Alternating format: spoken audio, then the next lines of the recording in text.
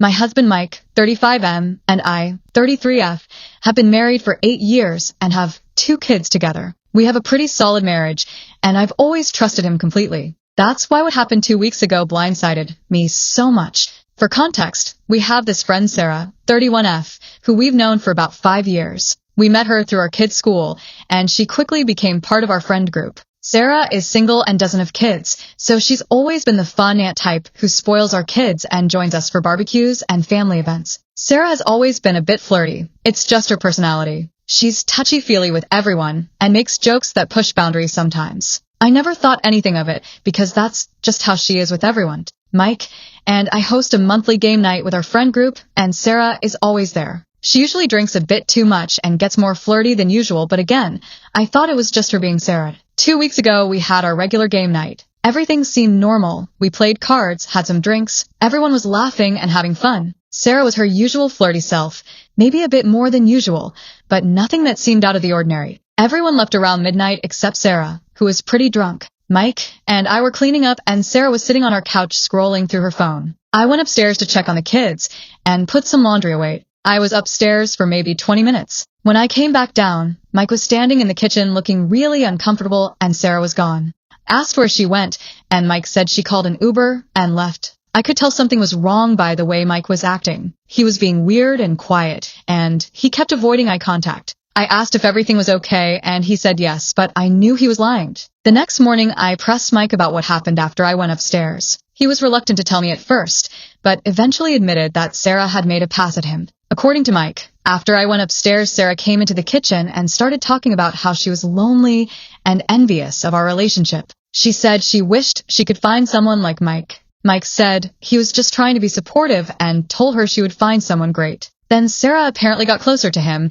and said she already had found someone. Mike said Sarah told him she'd been attracted to him for years and that she could tell he was attracted to her too. She said she knew he was married, but that didn't have to stop them from having fun together. According to Mike, Sarah then tried to kiss him and put her hands on his chest. He said he pushed her away and told her that would never happen and that she needed to leave immediately. Mike said Sarah got embarrassed and angry, said something about me not appreciating what I had, and then called her Uber and left. I was completely shocked. I had no idea Sarah felt that way about Mike, and I felt so betrayed that someone I considered a close friend would do something like that. But I was also proud of Mike for handling it appropriately and telling me what happened. He could have kept it secret, but he chose to be honest even though it was awkward. I told Mike I appreciated him telling me and that we should probably distance ourselves from Sarah. Mike agreed and said he felt uncomfortable being around her now. I thought that would be the end of it, but I couldn't stop thinking about what happened. I kept replaying every interaction I'd had with Sarah, looking for signs that I'd missed. I started remembering times when Sarah would touch Mike's arm while talking to him,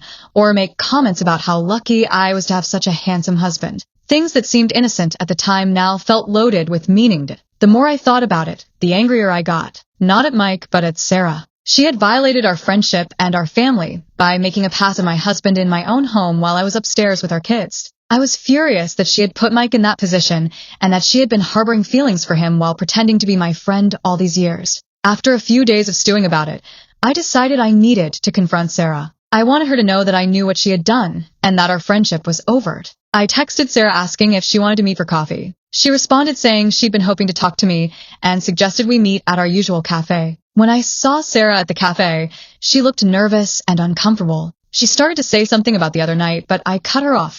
I told her that Mike had told me everything and that I couldn't believe she would do something so disrespectful to our family. I said I felt betrayed and that our friendship was over. Sarah's face went white and she started crying. She said she was mortified about what happened and that she'd been drunk and made a terrible mistake. She said she didn't remember everything clearly, but that she was sorry if she'd made Mike uncomfortable. She begged me to forgive her and said she valued our friendship too much to let it end like this. But I was so angry that I couldn't hear her apology. I told her that being drunk wasn't an excuse for trying to seduce someone's husband and that she had shown her true colors. I said some really harsh things about how pathetic it was that she was so desperate and lonely that she would go after a married man. I told her she was selfish and that I never wanted to see her again.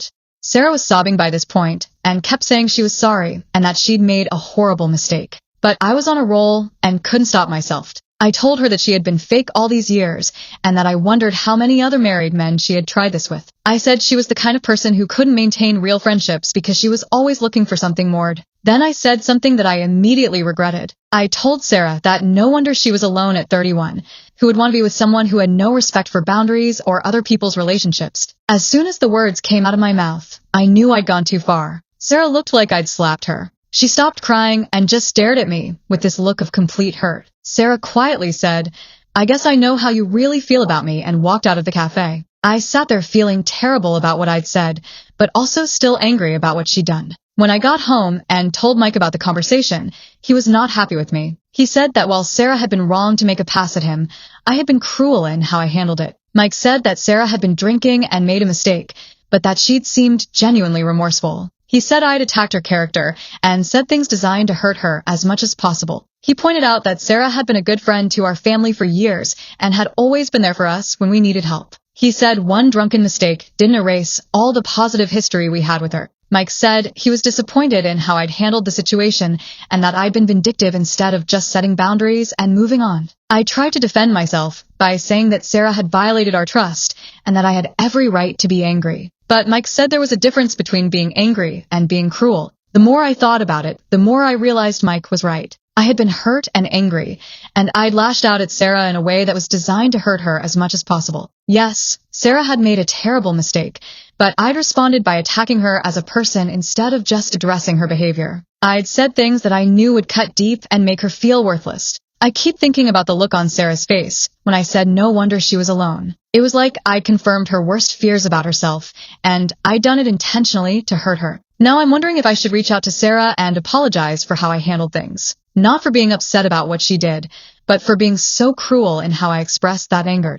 But I also don't know if I can trust her again after what happened. Even if she was drunk, she still made a conscious choice to try to seduce my husband. I'm torn between feeling like I was justified in my anger and feeling terrible about how I treated someone who had been a good friend for years before this incident. Mike thinks I should apologize for being cruel, but he also understands why I'm hesitant to try to repair the friendship. He says it's up to me whether I want to try to salvage the relationship or just move on. I don't know what the right thing to do is. Part of me feels like Sarah got what she deserved, but another part of me feels like I became a person I don't like in that moment. Did I handle the situation completely wrong? Should I apologize to Sarah for how I spoke to her? Or was I justified in my anger given what she did? Update, 1 week later. Thank you everyone for your responses. Reading your comments helped me realize that I really did handle this situation poorly, even though my anger was justified. A lot of you pointed out that I was right to be upset about what Sarah did, but that I went way too far in how I expressed that anger. You're absolutely right. I was intentionally cruel in a way that was designed to hurt her as much as possible. I've been thinking about this situation a lot, and I realized that I was so focused on my own hurt and anger that I didn't consider that Sarah might have been genuinely remorseful about what happened. Mike has been supportive but has continued to express disappointment in how I handled things. He said that the woman he married would have been firm but fair, not vindictive and cruel. That really hit home for me because he's right. I pride myself on being a good person who treats others with respect, but I completely abandoned those values in that moment. I decided that I needed to apologize to Sarah for how I spoke to her. Not for being upset about what she did, but for being unnecessarily cruel in how I expressed that anger. I texted Sarah asking if she would be willing to meet with me again. She didn't respond for 2 days, which I completely understood given how I treated her. When she finally texted back, she said she would meet with me but that she didn't think there was anything left to say. She suggested we meet at a different cafe than our usual spot. When I saw Sarah, she looked terrible. She had dark circles under her eyes and looked like she'd been crying. She was polite but distant,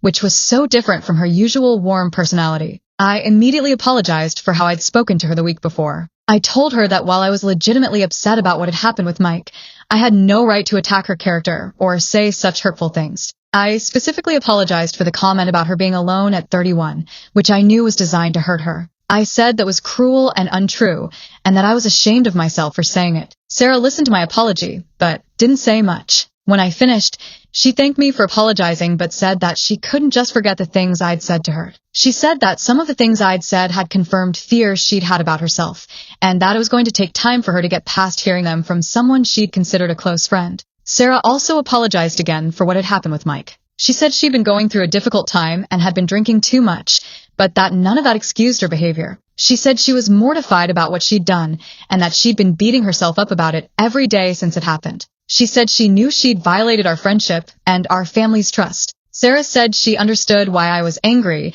and why I probably couldn't trust her again. She said she didn't expect me to forgive her, but that she wanted me to know how sorry she was. I told Sarah that I appreciated her apology and that I could see how genuinely remorseful she was. I said that while I was still hurt by what had happened, I realized that she was a good person who had made a bad mistake. We talked for about an hour, and I started to see glimpses of the Sarah I'd known for years. She was clearly going through a rough patch and was dealing with loneliness and some personal issues. I began to understand that her behavior that night wasn't about trying to steal my husband, but about her own insecurities and poor judgment while drinking. That doesn't excuse what she did, but it helped me see that she wasn't the calculating predator I'd made her out to be in my mind. She was a lonely person who made a terrible mistake while drunk. By the end of our conversation, I felt like we'd both said what we needed to say. Sarah said she was glad we'd talked and that she hoped I could forgive her someday, even if we couldn't be friends again. I told her that I wasn't sure what the future held for our friendship, but that I was glad we'd been able to have an honest conversation about what happened. When I got home, I felt better about the situation than I had in weeks. I'd done the right thing by apologizing for my cruelty, and Sarah had shown genuine remorse for her actions. Mike was proud of me for reaching out to Sarah and handling the second conversation better. He said it took courage to admit I'd been wrong and to apologize. I'm still not sure if Sarah and I will ever be close friends again. There's definitely some trust that needs to be rebuilt, and it might take time for both of us to move past what happened. But I'm glad I apologized for how I handled things. I learned that you can set boundaries and express anger without being cruel and vindictive. Sarah made a mistake, but I made one too by responding with intentional cruelty instead of addressing the situation with the maturity and respect that even difficult conversations deserve. Update 2. 1 month later. I wanted to give one more update because the situation has evolved in a way I didn't expect. After our conversation at the cafe, Sarah and I didn't have any contact for about 2 weeks. I was giving her space and wasn't sure if we'd ever talk again. Then Sarah texted me asking if she could come by the house to return some things she'd borrowed over the years. A book, a serving dish, and a few other small items. I said that was fine, and when she came over she seemed different. She looked better than she had at the cafe, but there was a sadness about her that I hadn't seen before. Sarah returned the items and thanked me again for apologizing. She said it had meant a lot to her and had helped her start to move past some of the shame she'd been feeling. We ended up talking for a while, and Sarah opened up about what had been going on in her life. She'd been struggling with loneliness and had been drinking more than usual as a way to cope. She said that watching Mike and me together had made her realize how much she wanted a relationship like ours, but instead of dealing with those feelings in a healthy way, she'd made a terrible decision. Sarah said she'd started seeing a therapist to work through her issues with boundaries and alcohol. She said she wanted to make sure she never put herself or anyone else in that position again. I was impressed that Sarah was taking responsibility for her actions and getting help. It showed me that she was serious about changing and that her remorse was genuine. Over the next few weeks, Sarah and I started texting occasionally. Nothing deep or frequent, just casual check-ins about how we were doing. Mike was supportive of me reconnecting with Sarah, but he made it clear that he wasn't ready to be around her yet. He said he needed more time to feel comfortable with her again. I completely understood Mike's position. Even though Sarah had apologized and was getting help, he was the one who had been put in the uncomfortable position that night. Last week, our friend group had a get-together that Sarah wasn't invited to. It felt weird having a gathering without her after years of her being part of our group. A few people asked where Sarah was, and I had to give vague answers about her being busy. I realized that her actions had affected the whole friend group, not just Mike and me. I talked to Mike about whether we should eventually try to include Sarah in group activities again. He said he was open to it eventually, but that it would take time and would depend on how comfortable everyone felt. I've been thinking a lot about forgiveness and second chances through this whole experience. Sarah made a serious mistake that violated our trust and friendship, but she's also shown genuine remorse, taken responsibility for her actions, and is actively working to make sure it doesn't happen again. That has to count for something. I'm not sure our friendship will ever be exactly what it was before, but I think it's possible for us to rebuild something different, but still meaningful. Sarah and I are planning to have lunch next week, just the two of us. It will be the first time we've hung out socially since everything happened. I'm nervous about it, but I also think it's important to see if we can move forward. Sarah was a good friend for years before this incident, and I don't want to throw that away if we can find a way to rebuild trust. Mike has been amazing throughout this whole process. He supported my decision to give Sarah another chance while also being clear about his own boundaries and needs. This whole experience has taught me a lot about friendship, forgiveness, and how to handle conflict. I learned that I can be hurt and angry without being cruel, and that people can change if they're willing to do the work. I also learned that sometimes the right thing to do is to give someone a second chance, even when they've hurt you. Not because you have to, but because everyone deserves the opportunity to make things right. Sarah still has a long way to go to fully rebuild trust with Mike and me, but I'm hopeful that she's on the right path. And I'm proud of myself for handling the situation better in the end, even though I made mistakes along the way. Update 3. 3 months later. Final update since several people have asked how things turned out. Sarah and I have been slowly rebuilding our friendship over the past few months. It's been a gradual process, but I'm happy to say that we've made real progress. Our lunch date went well. Sarah was more subdued than her usual self, but she seemed genuinely committed to rebuilding our friendship. She didn't try to minimize what she'd done or rush past the awkwardness. We've been meeting for coffee or lunch every few weeks since then. Our conversations have been more honest and deeper than they used to be. Sarah has been open about her therapy and the work she's doing on herself. She's been sober for 2 months now and says that giving up drinking has helped her see how much she was using alcohol to cope with loneliness and insecurity. Sarah has also been dating someone new, a guy she met through a hiking group. She seems happier and more confident than she's been in years. Having a healthy relationship has helped her understand why what she did was so wrong. The biggest milestone was last month when Mike said he was ready to see Sarah again. We invited her to our kid's birthday party, and while things were a bit awkward at first, it went better than expected. Mike and Sarah had a private conversation during the party, where she apologized directly to him. Mike told me later that he could see how much she'd changed, and that he was willing to give her another chance. Sarah has been really good about respecting Mike's boundaries. She's not overly friendly with him, and doesn't try to recreate the easy dynamic they used to have. She's letting him set the pace for rebuilding that friendship. Our friend group has slowly started including Sarah again. It took some time for everyone to feel comfortable, but Sarah has been patient and hasn't pushed for things to go back to normal immediately. Sarah recently told me that losing our friendship, even temporarily, was one of the hardest things she'd ever experienced. She said it made her realize how much she'd taken our friendship for granted. She also said that my cruel comments, while hurtful, had forced her to confront some truths about herself that she'd been avoiding. She said it was a wake-up call that she needed, even though it was painful. I'm glad I apologized for how I spoke to her, but I'm also glad that the consequences of her actions were serious enough to motivate real change. This whole experience has made our friendship stronger in some ways. We're more honest with each other now and don't take our relationship for granted. Sarah has become a better friend, more thoughtful, more reliable, and more aware of boundaries. She's also been a great support system, as I've worked through my own issues with trust and forgiveness. Mike and I have also grown closer through this experience. Seeing how he handled Sarah's advances and supported me through my own mistakes reminded me why I married him. We've talked about what we learned from this situation and how we can better handle conflicts in the future. Mike helped me see that I can be strong and protective of my family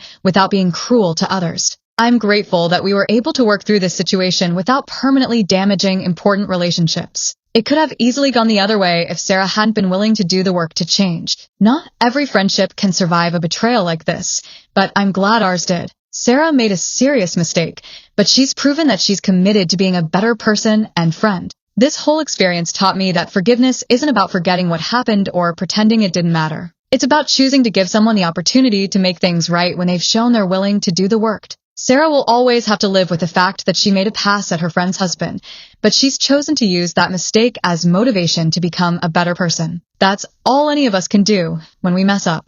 Mike, Sarah, and I are all in a good place now. Our friendship is different than it was before, but it's built on a stronger foundation of honesty, respect, and genuine care for each other. I'm proud of all of us for handling a difficult situation with maturity and grace, even though it took us a while to get there. Sometimes the best outcome isn't avoiding conflict, but working through it together.